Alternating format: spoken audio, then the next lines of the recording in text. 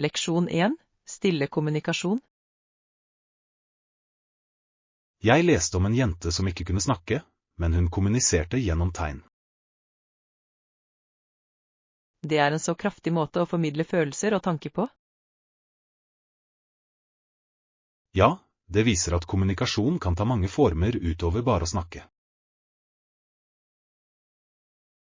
Det må ha vært utfordrende for familien hennes i starten. Definitivt. Men jeg ser for meg at de lærte å forstå hennes unike språk over tid. Det er fascinerende hvordan kroppsspråk og tegn kan uttrykke så mye følelser. Nøyaktig. Hun må ha hatt en rik indre verden til tross for sin taushet. Og tenk på kreativiteten som ligger i å utvikle hennes egen måte å kommunisere på. Det er inspirerende. Det minner oss om at alle har en historie å fortelle, på sin egen måte. Leksjon 2. Friluftseventyr. Jeg har ikke bestemt meg for helgeplanene våre ennå. Kanskje vi kan utforske en nærliggende sti? Det høres ut som en god idé. Vandring er alltid forfriskende. Jeg er enig. Å være i naturen kan virkelig rense tankene dine. I tillegg kunne vi pakke en piknik for å nyte på toppen av stien. Det var fristende. Hva ville du ha med deg? Hva med smørbrød og frukt? Enkelt, men deilig. Perfekt. Og ikke glem vannet, vi må holde oss hydrerte. Absolutt. Det er viktig, spesielt hvis vi ender opp med å gå en stund. Jeg kan allerede se for meg den vakre utsikten fra toppen av stien. Leksjon 3. Familiebekymringer. Jeg har tenkt mye på familien i det siste. Det er tøft når du føler deg uelsket. Jeg forstår den følelsen. Noen ganger tror barn at foreldrene deres ikke bryr seg lenger. Ja, spesielt i tøffe tider som skilsmisse. Det kan føles veldig isolerende. Det er viktig å snakke om disse følelsene, selv om det er vanskelig. Absolutt. Kommunikasjon kan bidra til å oppklare misforståelser. Barn trenger ofte forsikring om at de fortsatt er elsket, uansett hva. Høyere.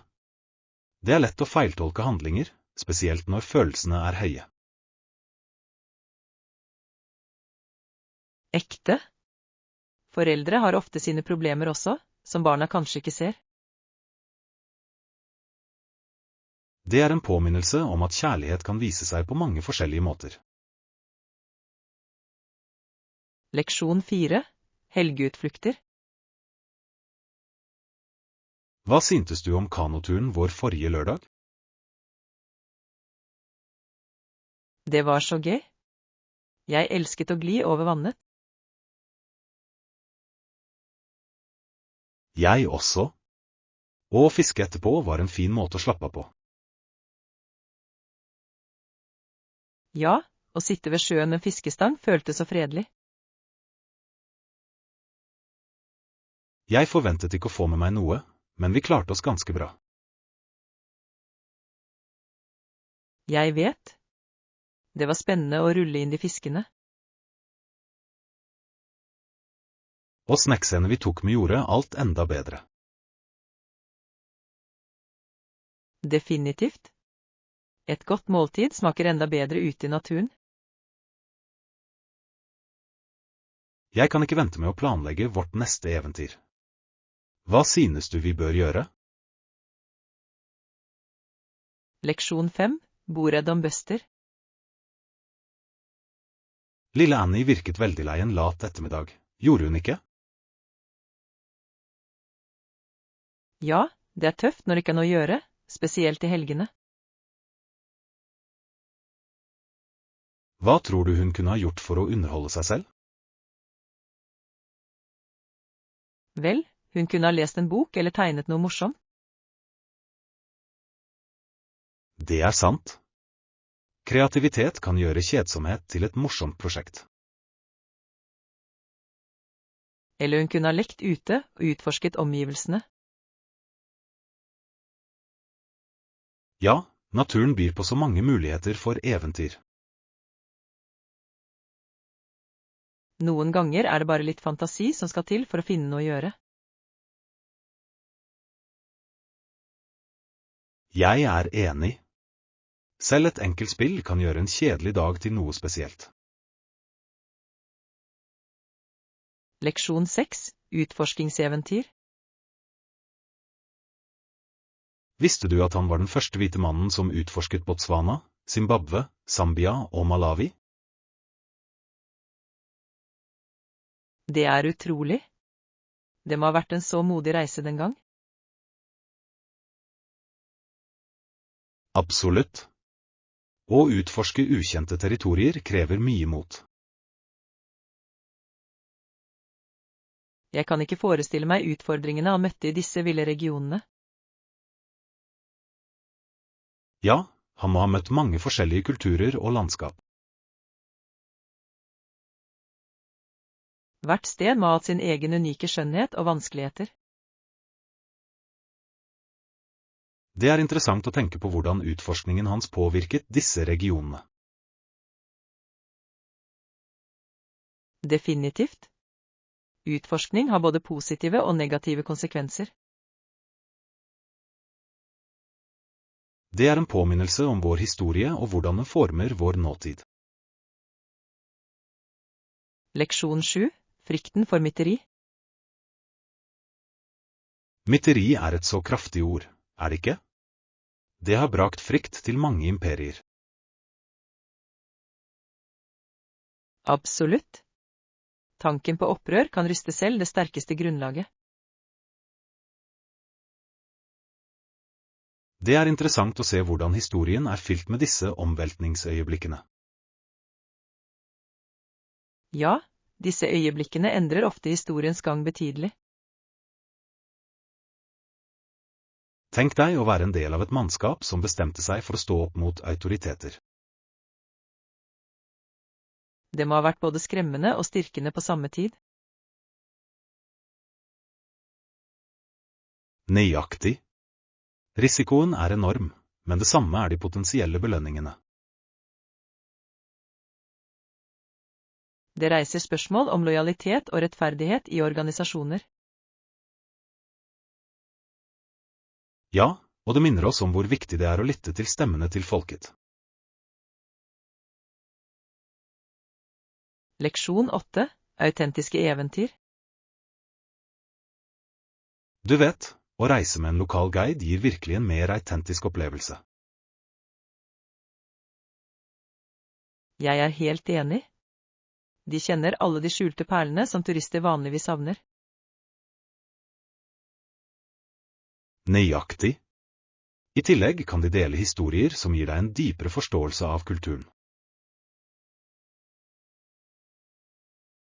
Ja, og deres innsikt kan forvandle en enkel tur til et minneverdig eventyr. Tenk deg å smake på lokal mat som du ikke finner på typiske restauranter. Det hadde vært fantastisk. Det handler om smakene og tradisjonene i området. Og det å ha noen som snakker språket kan gjøre navigeringen mye enklere. Absolutt. Kommunikasjon kan åpne dører til opplevelser du ellers ville gått glipp av. Jeg tror det skaper en mer personlig tilknytning til stedene vi besøker. Leksjon 9. Betryggende ro. Det var virkelig beroligende å se at alle tok situasjonen så bra, ikke sant? Ja, det var betryggende. En rolig atmosfære kan utgjøre hele forskjellen i en stressende begivenhet. Jeg er enig. Det hjelper alle å føle seg mer avslappet og fokusert. Nøyaktig. Når folk holder seg rolige, kan det hindre panikk i å spre seg. Og det setter en positiv tone for teamarbeid, som er avgjørende i disse øyeblikkene. Ja. Det er imponerende hvordan en kollektiv følelse av ro kan endre dynamikken. Jeg tror det er viktig å ha ledere som også har modeller for den oppførselen.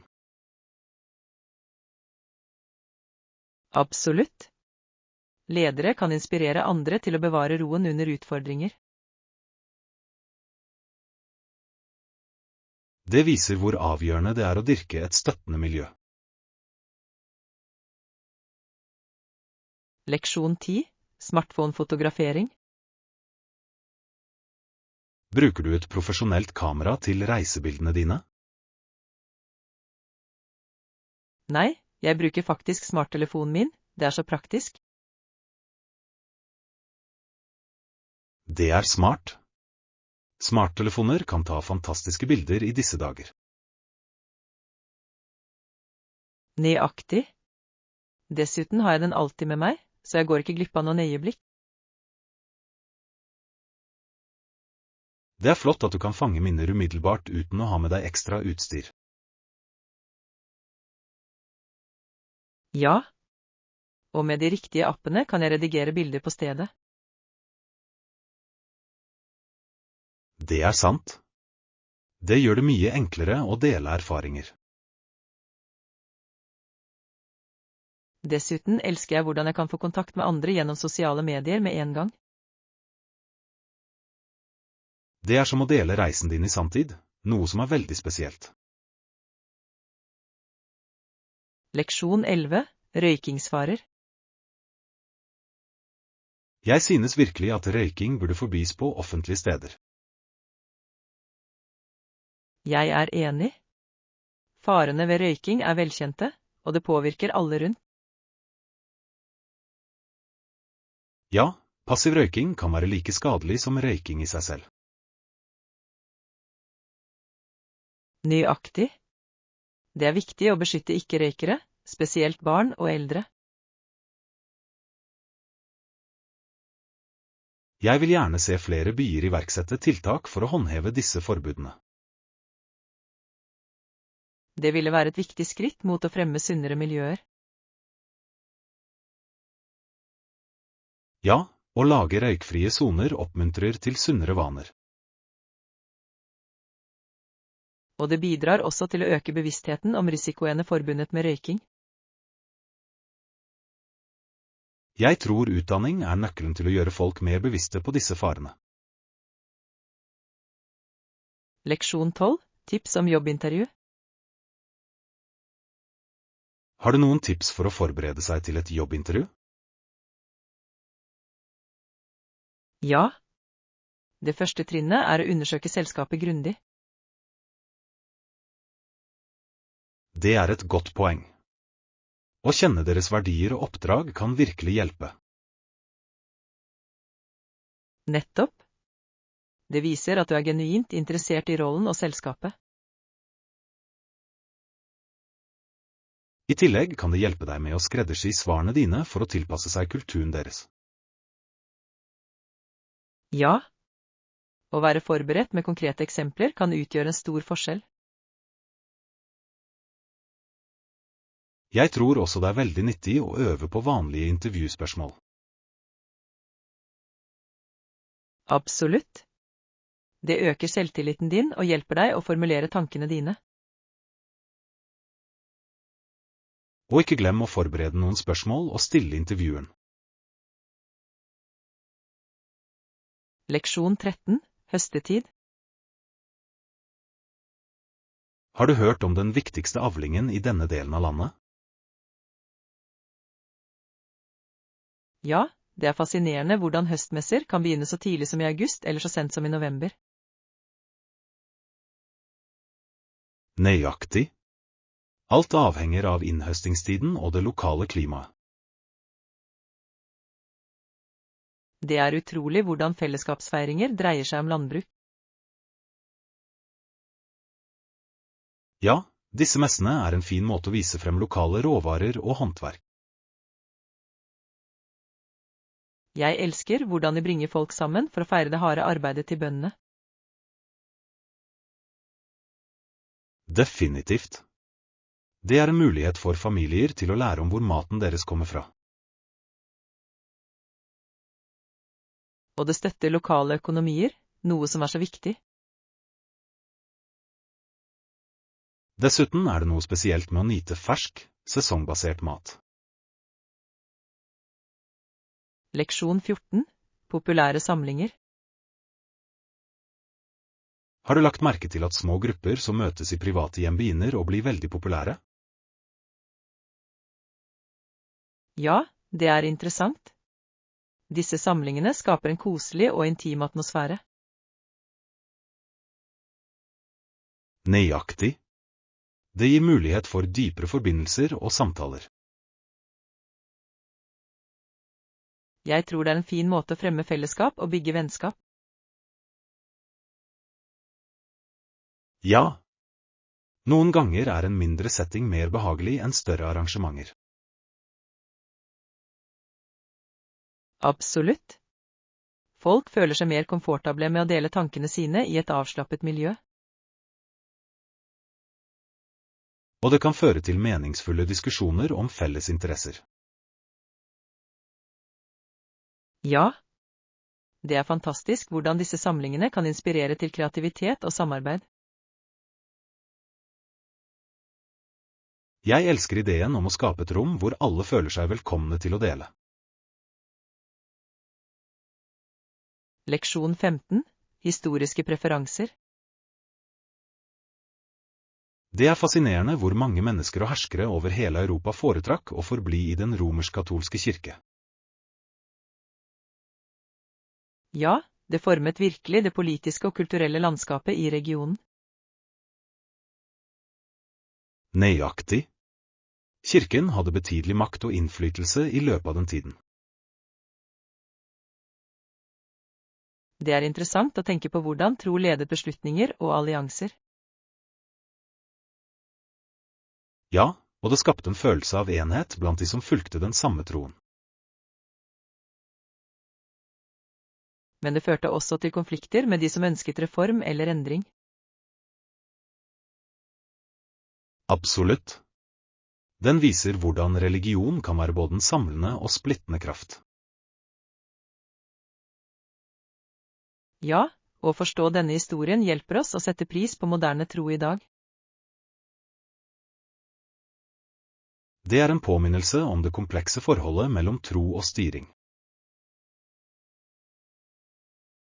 Leksjon 16. Enkle plattformer. Jeg hørte om en plattform der du bare trenger å registrere deg for å komme i gang. Det høres enkelt nok ut.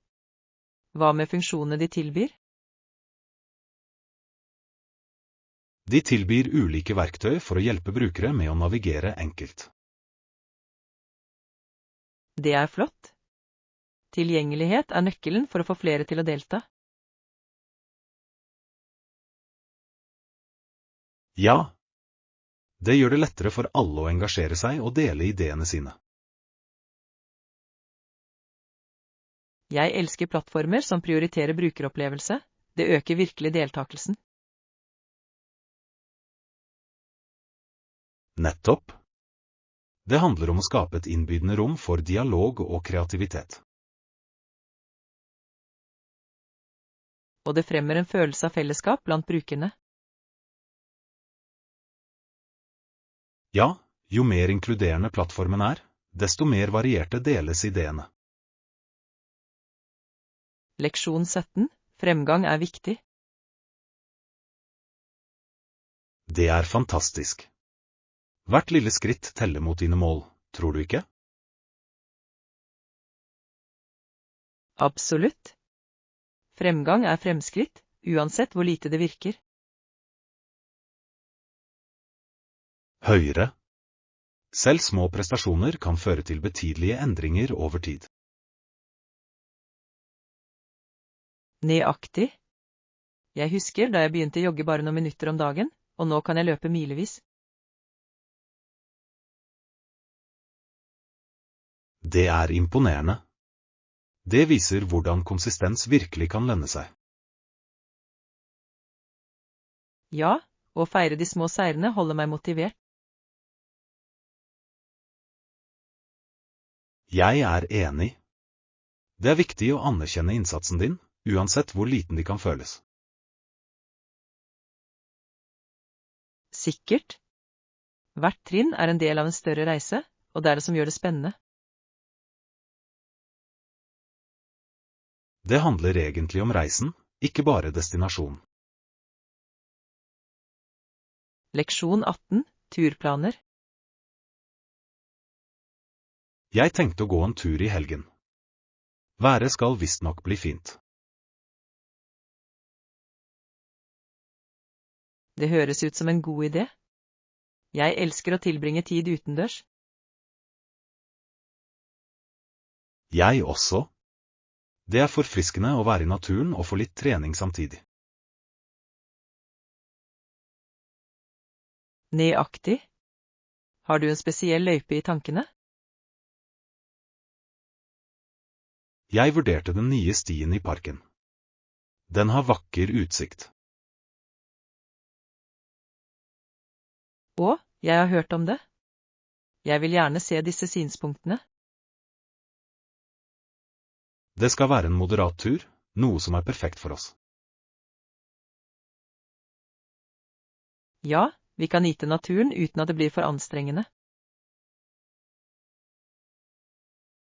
I tillegg kan vi ta med en piknik og kose oss med på toppen. Leksjon 19. Smykkefunn. Jeg vet jeg har funnet noen vakre smykker til rabatterte priser i det siste. Virkelig? Det høres spennende ut. Hvor fant du det? Jeg snublet over denne fantastiske nettbutikken som har fantastiske tilbud. Netthandel kan være farlig, men likevel spennende. Hva slags smykker fikk du? Jeg fikk et fantastisk kjede og noen øredobber som passer perfekt. Wow! De delene må se nydelig ut sammen. Det gjør de virkelig. Jeg elsker hvordan smykker kan heve ethvert antrekk. Absolutt. Tilbehør kan utgjøre en stor forskjell i stil.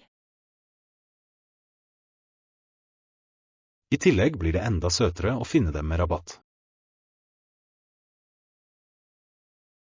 Leksjon 20. Vennlige lokalbefolkning. Ja, lokalbefolkningen var veldig gjestfrie og imøtekommende under turen min. Det er fantastisk å høre. Det gjør alltid en tur morsommere. Absolutt. Jeg fikk noen gode forbindelser og lærte så mye av dem. Det er den beste delen av å reise, møte nye mennesker og dele erfaringer. Nøyaktig. De delte sin kultur og tradisjoner, noe som var fascinerende. Det er utrolig hvor mye man kan lære bare av en samtale. Ja. Jeg fikk til og med noen tips om skjulte perler å besøke i området. Disse innsidetipsene er uvurderlige. De virkelig forbedrer opplevelsen. Sikkert. Jeg føler at jeg dro med nye venner og uforglemmelige minner. Leksjon 21. Personlig rådgivning. Det er så mange radiostasjoner som tilbyr personlig råd i disse dager. Ja, det er en flott ressurs for folk som søker veiledning. Jeg tror det er viktig å ha en plattform der folk kan dele tankene sine. Definitivt. Noen ganger kan et nytt perspektiv gjøre en stor forskjell. Jeg er enig. Det er utrolig hvordan andre kan hjelpe oss å se ting annerledes. I tillegg skaper en følelse av fellesskap når folk deler sine erfaringer.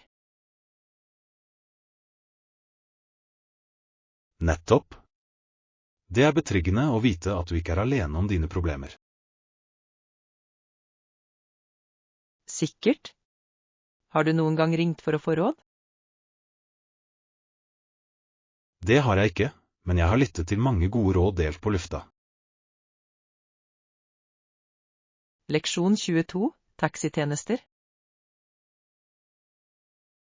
Forresten, har du noen gang brukt en taxi eller samkjøringstjeneste? Ja, det har jeg. De kan være så praktiske, spesielt når du reiser. Absolutt. Jeg elsker hvor enkelt det er å få en tur når som helst. Høyre. Det sparer så mye mas i forhold til offentlig transport. Nøyaktig. I tillegg kan du få dør-til-dør-service, noe som er en stor fordel. Ja. Det er også fint å slippe å bekymre seg for parkering. Ekte. Jeg har også hatt noen interessante samtaler med sjåfører. Samme her. Det er fascinerende å høre deres historier og opplevelser. Definitivt. Det setter et personlig preg på turen. Leksjon 23, spenning på ryggsekktur. Backpacking høres spennende ut. Har du begynt å planlegge reisen? Jeg har. Jeg gleder meg veldig til å utforske nye stier. Det er kjempebra. Har du et bestemt reisemål i tankene? Jeg tenker på reise til fjells, utsikten er fantastisk. Flott valg. Naturen har en måte å inspirere eventyr på. Ja. I tillegg er det en perfekt mulighet til å koble fra teknologien. Jeg er enig. Det er noe forfriskende med å være ute i naturen. Nøyaktig. Jeg gleder meg til å oppleve naturens ro. Og det er en flott trening også, som er en bonus. Leksjon 24, oppsigelsesfrist. Ja, det er bare rettferdig at vi kan inkludere 90 dagers oppsigelsesfrist. Jeg er helt enig. Det gir alle nok tid til å tilpasse seg. Nøyaktig. Det handler om å sikre en jevn overgang for alle involverte. Høyre. Det er viktig å ha klarhet i slike situasjoner. Ja. En oppsigelsesfrist viser respekt for forholdet vi har bygget opp. Absolutt. Det gir mulighet for riktig planlegging og forberedelse. I tillegg minimerer det potensielle forstyrrelser som kan oppstå. Ja. Alle fortjener den høfligheten, spesielt i profesjonelle sammenhenger. Jeg tror det også reflekterer godt organisasjonens verdier. Leksjon 25, pustefokus. For å starte, fokuser på pusten og slipp bekymringene. Det høres ut som en fin måte å roe sinnet på. Absolutt. Det er utrolig hvor mye pusting kan bidra til å redusere stress. Ja. Bare noen få dype åndedrag kan endre hele perspektivet ditt. Nettopp. Det er som å trykke på en tilbakestillingsknapp for hjernen din. Så sant. Jeg elsker å inkludere mindfulness i hverdagen min. Jeg også. Det hjelper meg virkelig å holde meg sentrert gjennom dagen. Ja. Det er en enkel praksis som kan ha dype effekter. Jeg er enig. Å fokusere på nuet kan gi så mye fred. Leksjon 26. Lokal mat. God idé. Vi bør også lage en liste over lokale retter og prøve. Ja. Å utforske mat er en av de beste delene av å reise. Nøyaktig. Hver rett forteller en historie om kulturen. Absolutt. Det er som å smake på et stykke historie. Jeg gleder meg til å oppdage nye smaker og ingredienser. Jeg også. Har du noen spesifikke retter i tankene? Jeg har hørt mye om den berømte gatematen i området. Ja. Gatemat har ofte de mest autentiske smakene. I tillegg er det vanligvis rimeligere, noe som er en vinn-vinn. Leksjon 27. Rødal-kostens. Har du noen gang tenkt på hvor interessant det er at kongen, keiseren og han alle var søskenbarn? Absolutt. Det må ha gjort forholdet deres ganske komfortable, tror du ikke? Ja, det å dele familiebånd må ha påvirket deres politikk og beslutninger betydelig. Jeg lurer på hvordan det påvirket kongedømmene deres og menneskene som bodde i dem. Det skapte sannsynligvis en følelse av enhet blant deres nasjoner, men også potensielle konflikter. Riktignok kan familielojalitet noen ganger kollidere med nasjonale interesser, og føre til komplekse situasjoner. Visste du at de ofte besøkte hverandre for å styrke båndene deres? Det er fascinerende. Tenk deg diskusjonene de må ha hatt under disse besøkene. De kunne ha delt strategier og ideer for sine respektive imperier. Leksjon 28. Finfesten. Hørte du om festen der Simpson ble bøtelagt med $200? Det gjorde jeg. Det er ganske overraskende, spesielt med tanke på at det skulle være en feiring. Nettopp. Jeg lurer på hva som førte til en så heftig bot på en festlig sammenkomst. Kanskje var det noen uventede hendelser som gikk ut av kontroll? Det er mulig. Det får deg til å tenke på hvor fort moro kan bli til trøbbel. Ja, og det er en påminnelse om å alltid være oppmerksom på handlingene våre ved sosiale arrangementer. I løpet av de neste årene antar jeg at Nicole må tenke seg om 2 ganger før hun deltar på en annen fest.